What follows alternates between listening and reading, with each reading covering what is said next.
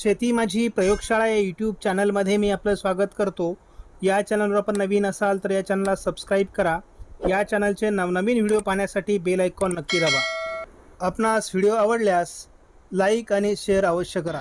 नमस्कार, मी डॉक्टर मच्छिंद्र बांगर, महाराष्ट्रातील आणि देशातील हवामान परिस्थिती संदर्भात ताजा अंदाज देणार आहे. आपण या ठिकाणी बघतो की समोरील उपग्रही छायाचित्रामध्ये केवळ बंगालच्या उपसागरामध्ये थोडं वातावरण आहे. संपूर्ण भारताचा भूभाग निरभ्र झालेला आहे.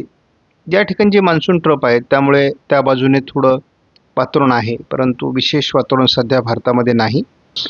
कधी नाही अनुभवलेले एल निनोचे दुष्परिणाम आपण यावर्षी अनुभवतो आहोत. 13 तारखेला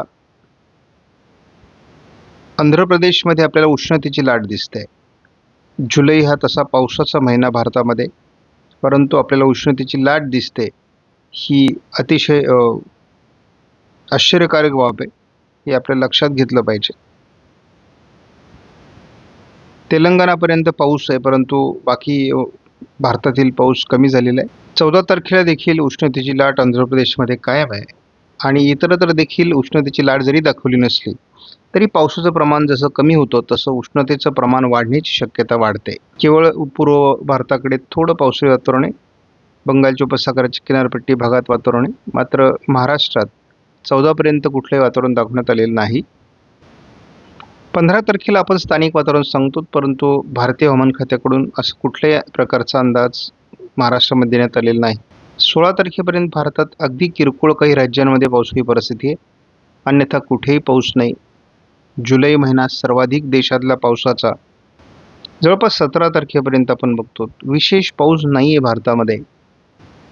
18 तारखेला देखील आपण बघतो की अगदी दूर दूर आपल्याला कुठल्या राज्यांमध्ये पाऊस दिसत नाही आणि प्रत्येक दिवशी 2-2% जी काही पावसाचं प्रमाण जुलैमध्ये तयार झालेलं होतं ते घटत चाललेलं आहे. सध्या देशाचा विचार करता देशामध्ये केवळ या भागामध्ये आपल्याला थोडी पावसाळी परिस्थिती दिसते आणि पूर्व भारतामध्ये थोडं या ट्रपच्या आजूबाजूने किनारपट्टी भागात थोडं पावसाळी वातावरण आहे, अन्यथा भारतात विशेष पावसाचं वातावरण नाही. महाराष्ट्रातल्या टक्केवारीचा आपण दररोज अंदाज घेतोय. काल जो 100% होता तो 3% घटलेला आहे एका दिवसात आणि आज 97% पावसाचा अंदाजमध्ये आपण आहोत. महाराष्ट्रामध्ये आता मान्सूनची सरासरी 97% पोहोचली आहे आणि पुढे जर पाऊस झाला नाही तर 2-2, 3-3% दररोज घटणार आहे. याचा अर्थ काय होतो? आपण मोठ्या दुष्काळाकडे ओढले जातो आहोत. परंतु अचानकपणे तयार होणारं पावसाळी वातावरण आणि होणारी अतिवृष्टी किंवा मुसळधार पाऊस, यामुळे ही पर्सेंटेज किंवा ही टक्केवारी आपण चढताना किंवा उतरताना बघू, पण प्रत्यक्षात ग्राउंड क्लिअरिटी ज्याला म्हणतो आपण, प्रत्यक्षात पावसाची परिस्थिती काय होईल हे आपल्याला बघावं लागतं. कालपर्यंत भारतातील परिस्थिती सुधारलेली होती. 84% पावसाची नोंद होती. आज तीच पावसाची टक्केवारी 2% घटून 82वर आलेली आहे. याचा अर्थ काय की भारतातील पावसाचं प्रमाण जसं कमी होईल तशी ही टक्केवारी कमी होणार आहे आणि जसं पावसाचं प्रमाण वाढेल तशी टक्केवारी पुन्हा सुधारणार आहे. कालपर्यंत दुष्काळी परिस्थितीचा आढावा आपण जेव्हा घेतला तेव्हा केवळ मराठवाडा आणि गुजरातचा पश्चिमी भाग हाच दुष्काळी होता. आज मात्र यामध्ये राजस्थानच्या पश्चिमी भागाची भर पडली आहे, मध्य प्रदेशच्या पश्चिमी भागाची भर पडली आहे, आंध्र प्रदेश आणि रायलसीमाची भर पडली आहे. त्यामुळे प्रत्येक दिवशी म्हणजे आपल्याला 11 आणि 12 तारखेचा जो काही 24 तासाचा प्रभाव आहे त्याच्यामध्येही घडलेला आहे. आज 13 तारखेला भारतामध्ये पूर्व भारताचा अपवाद वगळता केवळ या भागामध्ये आपल्याला पावसाळी वातावरण दिसते, अन्यथा पावसाचा कुठेही प्रभाव नाही. तीच परिस्थिती 14 तारखेलाही कायम आहे.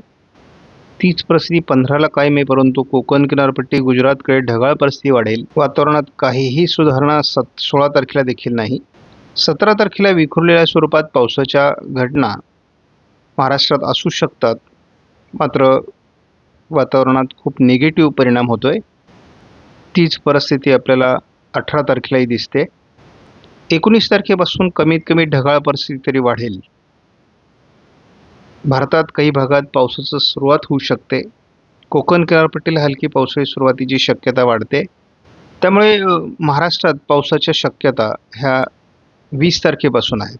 तोपर्यंत विशेष वातावरण नाही आणि आपण या ठिकाणी बघतो की केवळ पूर्व भारतामध्ये पाऊस होईल. कोकण किनारपट्टीला हलकं वातावरण तयार होईल, परंतु फार समाधानकारक वातावरण नाही.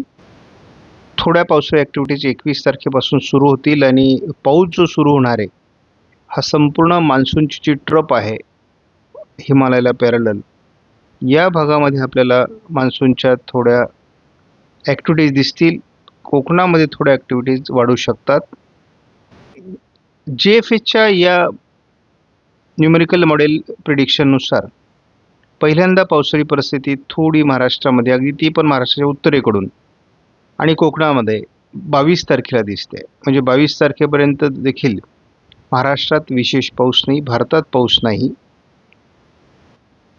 मात्र हा JFS मॉडेलचा अंदाज, हे लक्षात घ्या. JFS मॉडेलचा अंदाज महाराष्ट्राला फारसा उपयोगाचा नसतो. महाराष्ट्रात काही घडणार असेल तर आपल्याला ते केवळ ECMW मॉडेलनुसार घडेल, की अगदी रखरखीत उन्हाळ्यासारखा खंड आपण सध्या अनुभवतो. सह्याद्रीच्या पर्वतरांगांवर थोडी ढगाळ परिस्थिती बघायला मिळते. 14 तारखेला थोडी यामध्ये सुधारणा होण्याची शक्यता आहे, परंतु विशेष नाही. महाराष्ट्रासाठी त्याचा फार फायदा नाही.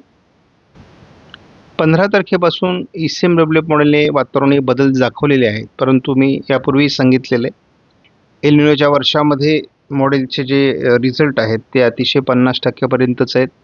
त्यामुळे या ठिकाणी जे काही वातावरण दाखवलं जातं ते अगदी एवढं वातावरण तयार होईल असं सांगता येत नाही, परंतु तरी देखील स्थानिक पावसाचं वातावरण सह्याद्रीच्या पर्वतरांगांकडून तयार होण्याची शक्यता प्राथमिकदृष्ट्या दाखवण्यात आलेली आहे. 16 तारखेला यामध्ये सुधारणा होण्याची शक्यता आहे. कोकण किनारपट्टीला मात्र पावसाच्या सरी सुरू होतील आणि मग काही ठिकाणी अंतर्गत महाराष्ट्रामध्ये देखील स्थानिक वातावरण होईल.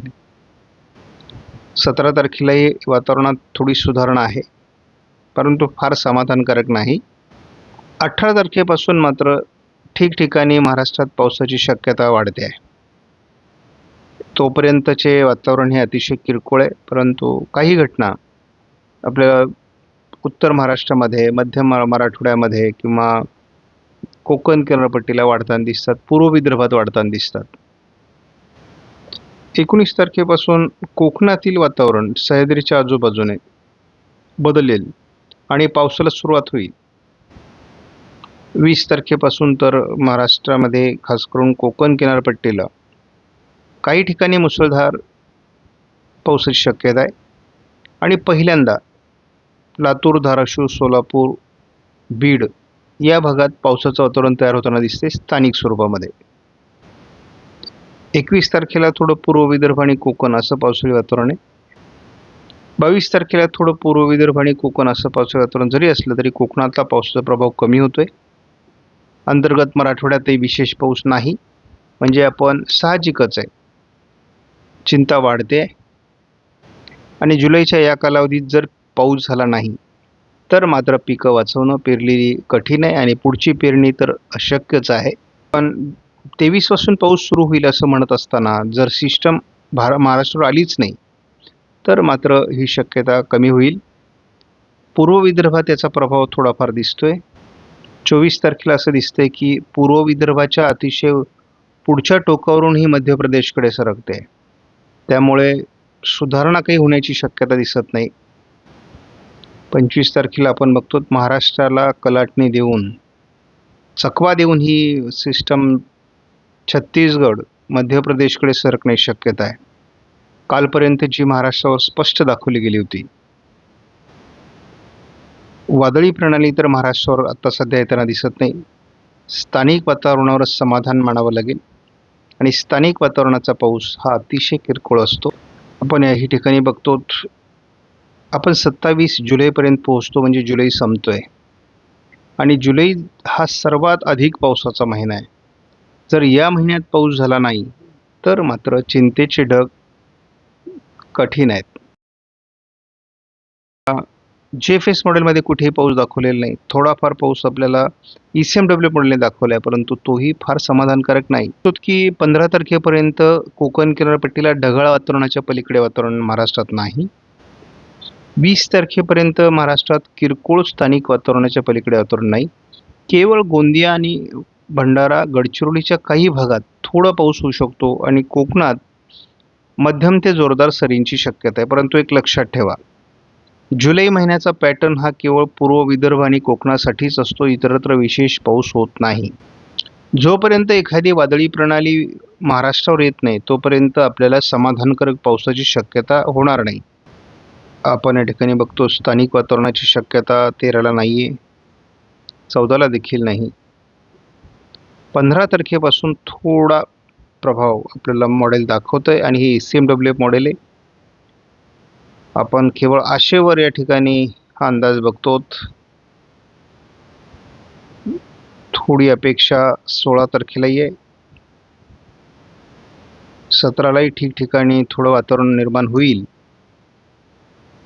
परंतु एखादा खंड संपल्यानंतर जे पावसाळी वातावरण तयार होतं ते अतिशय किरकोळ असतं, कारण पावसाचं वातावरण जुळण्याकरता स्थानिक वातावरण जरी असलं तरी ते फारसं जुळत नाही.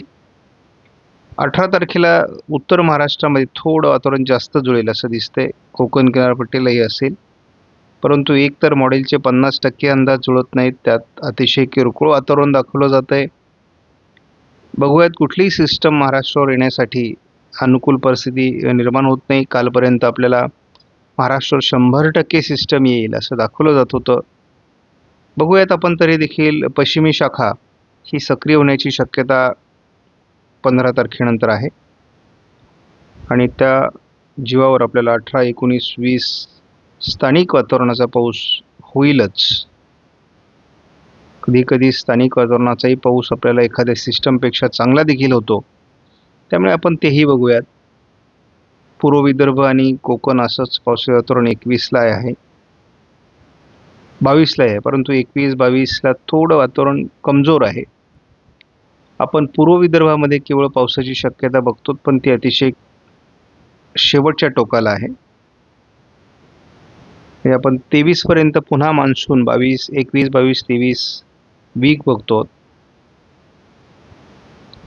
म्हणजे जर सिस्टम दूरवरून गेली तर पुन्हा ज्या तारखांना आपण पाऊस सांगितला त्या तारखांचा पाऊस देखील कमजोर होण्याची शक्यता आहे. आणि शेवटी स्थानिक वातावरणाच्या पावसावरच समाधान मानण्याची वेळ आपल्यासमोर येते की काय, अशी परिस्थिती आहे. जुलैमध्ये सर्वाधिक पाऊस ज्या भारतामध्ये पडतो त्या भारतामध्ये कुठे पावसाचे ढग देखील नसणं, हा एल निनोचा किती दुर्गामी परिणाम आहे हे आपण बघतो. त्यामुळे सर्व यावर्षीचे अंदाज चुकतायत. कसोटीची परिस्थिती आहे, त्यामुळे सर्वांनी जाणीव ठेवा. विनाकारण चुकीच्या कॉमेंट्स कुठे करू नका. लोकभावनेचा विचार करा आणि जी सत्य परिस्थिती आहे ती शेतकऱ्यांसमोर मांडा. शेवटी जे आहे ते सत्य आपल्याला स्वीकारावं लागेल, या पलीकडे आपल्या हातात काहीच नाही. आपणास व्हिडिओमधील माहिती महत्त्वपूर्ण वाटल्यास लाईक करा, शेअर करा, चॅनलला सबस्क्राईब करा. धन्यवाद. जय हिंद, जय महाराष्ट्र, जय बळीराजा.